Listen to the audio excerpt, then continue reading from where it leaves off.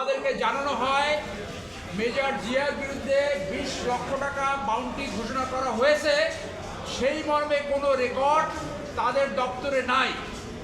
এই পরিস্থিতিতে আমরা গতকালকে আইজিবি বরাবর একটি লিগাল নোটিশ পাঠিয়েছি তার বাউন্টি পাবলিকলি প্রত্যাহার করার জন্য। যেহেতু বাউন্টি ঘোষণা করা হয়েছিল পাবলিকলি, পুলিশ পাবলিকলি আবার সেই বাউন্টি তাদের যে রেকর্ডে নাই সেইটা পাবলিকলি ঘোষণা করার জন্য আমরা অনুরোধ করেছি।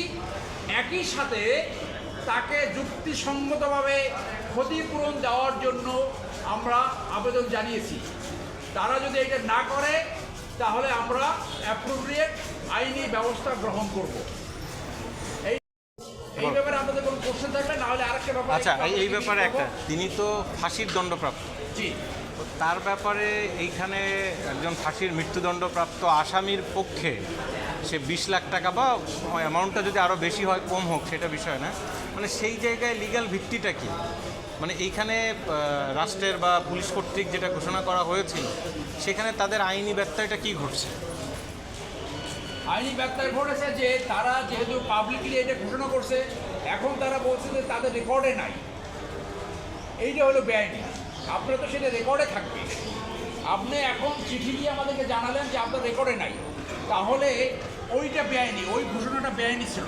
এইটা আইনি ব্যত্যয় ঘটেছে। আচ্ছা, তার মানে আগে যে ঘোষণাটা আসছিল এবং এটা সরকারের বিভিন্ন জায়গা থেকেও আমরা শুনছিলাম, তো মানে সেই জিনিসটা কি পুরোটাই আওয়াজ ছিল, ভুয়া ছিল?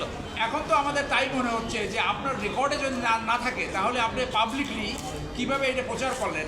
প্রচার করার ক্ষেত্রে কী হয়েছে আপনারা একটু ভেবে দেখেন যে তার পরিবার আছে, তার সন্তান আছে। শুধু তো মেজর জিয়ার মানহানি হয় নাই, তার পরিবার, তার সন্তানদেরও মানহানি হয়েছে এবং সেইটা ক্ষতিপূরণ প্রাপ্য। তিনি তো এখন পলাতক।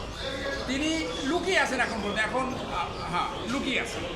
তিনি সম্ভবত আসবেন। তার 9টি মামলা যে হয়রানিমূলক এবং রাজনৈতিক মামলা, সেই মামলা প্রত্যাহার প্রক্রিয়া দিন। এবং এর আগে আপনাদেরকে ব্রিফ করেছি সিআরপিসি 401 ধারায় তিনি আবেদন করেছে তার যে দণ্ডপ্রাপ্ত 3টে মামলা, সেই মামলার দণ্ড সাসপেন্ড করা, সেটাও প্রক্রিয়া দিন। সাসপেন্ড করলেই উনি বাংলাদেশে ফেরত আসবেন।